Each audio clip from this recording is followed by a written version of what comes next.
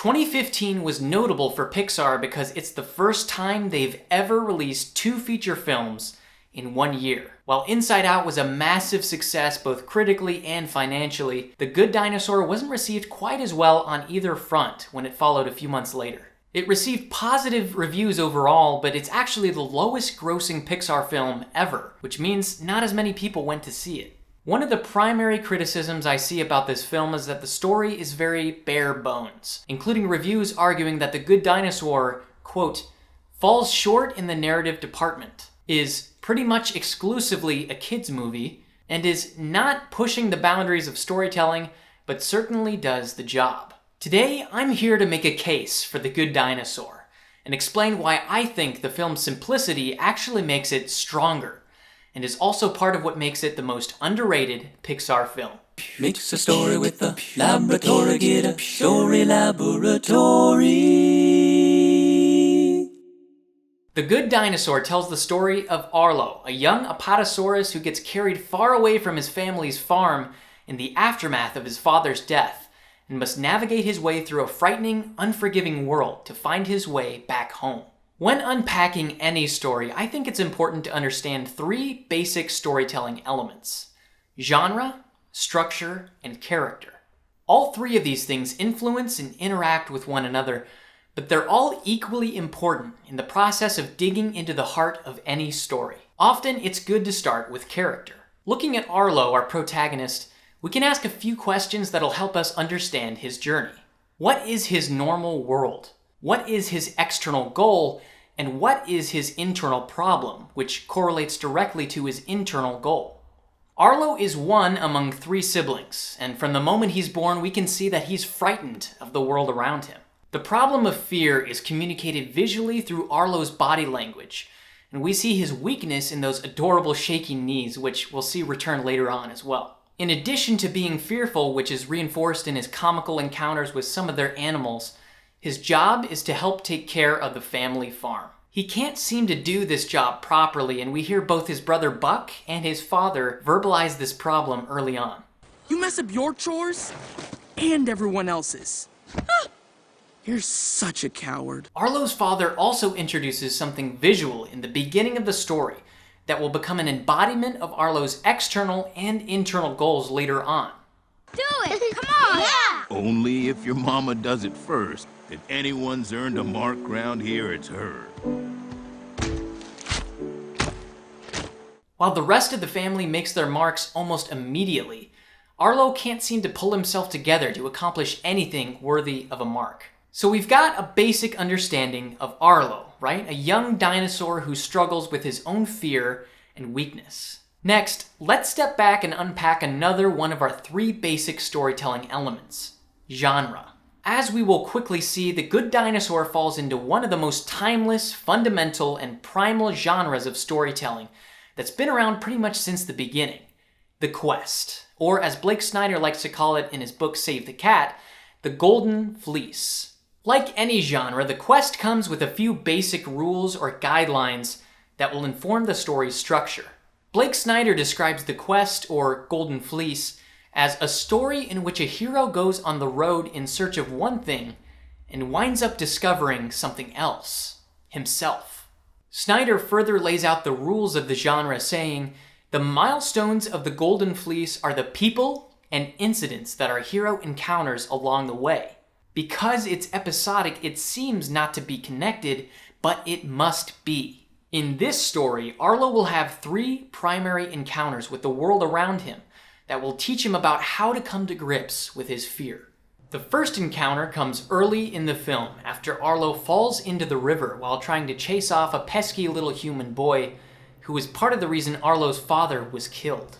Once our unlikely pair has finally accepted each other as travel companions in Arlo's journey back home, they soon stumble upon a paranoid Styracosaurus who introduces his collection of critters that protect him from the dangers of the outside world.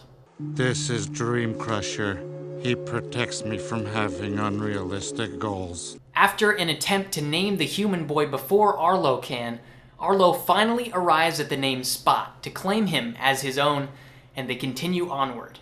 Next, our unlikely pair encounters a seemingly friendly trio of pterodactyls, who claim to be looking for trapped critters to help in the aftermath of a storm. Soon, however, we come to realize that they aren't looking to help anyone. Instead, they're hunting these small creatures to kill and eat. In their attempt to escape from these winged predators, Arlo and Spot run into another trio, but this time it's a group of T-Rexes. We soon come to learn that these guys are essentially cowboys, and they enlist Arlo and Spot to help them wrangle together their herd of longhorns who have been led astray. After Arlo gathers his courage and helps to fight off the velociraptors, the gang sits down at the campfire, where they have an important discussion about their battle scars, which the T-Rexes talk about with great pride.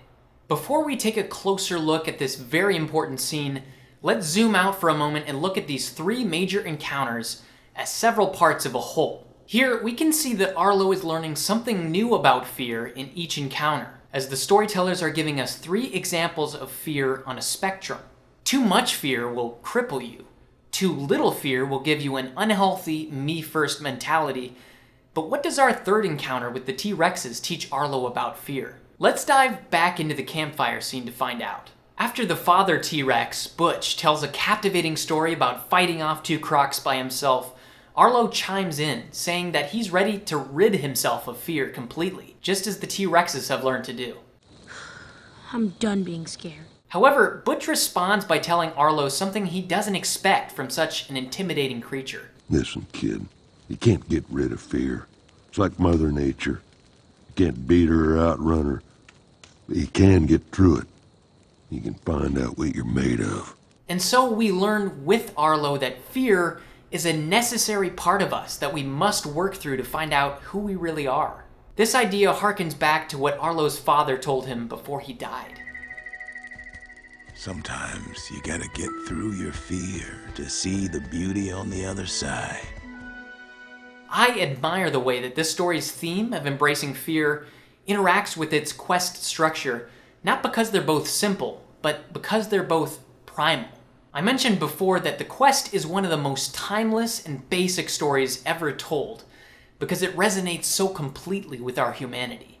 Every single one of us can connect with the idea of striving to achieve a goal and discovering something about ourselves along the way. In the same way, fear is one of the most primal and fundamental human emotions. And I think it's true that fear is not only a part of us, but a necessary part of us.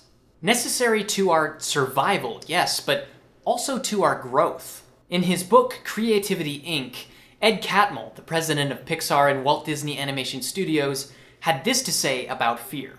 The antidote to fear is trust, and we all have a desire to find something to trust in an uncertain world. There will always be plenty to be afraid of, especially when you're doing something new. We've looked at how the bare bones of this film, so to speak, are doing some really interesting things, but I also want to look at its heart. In addition to Arlo's three major encounters laying out an exploration of what it means to embrace fear, we're also given two major emotional moments that further connect with our primal humanity.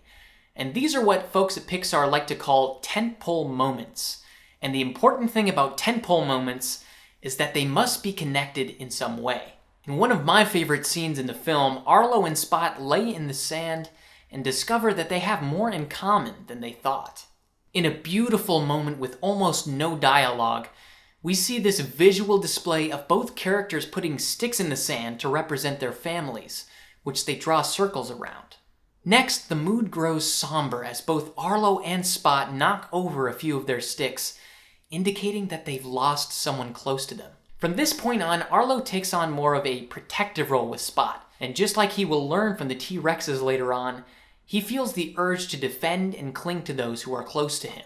However, after a few solemn appearances throughout the film by a primitive human, Arlo finally has to come to terms with the idea that Spot belongs with his own kind. In our second tentpole moment with minimal dialogue, Arlo must say a painful goodbye to his friend, and in this way grows beyond what he learned from the T-Rex family. Zooming out once again and looking at our two tentpole moments side by side, we can see that in addition to tackling the primal issue of fear, the Good Dinosaur has also interwoven these two very fundamental human experiences of grieving from loss and saying goodbye.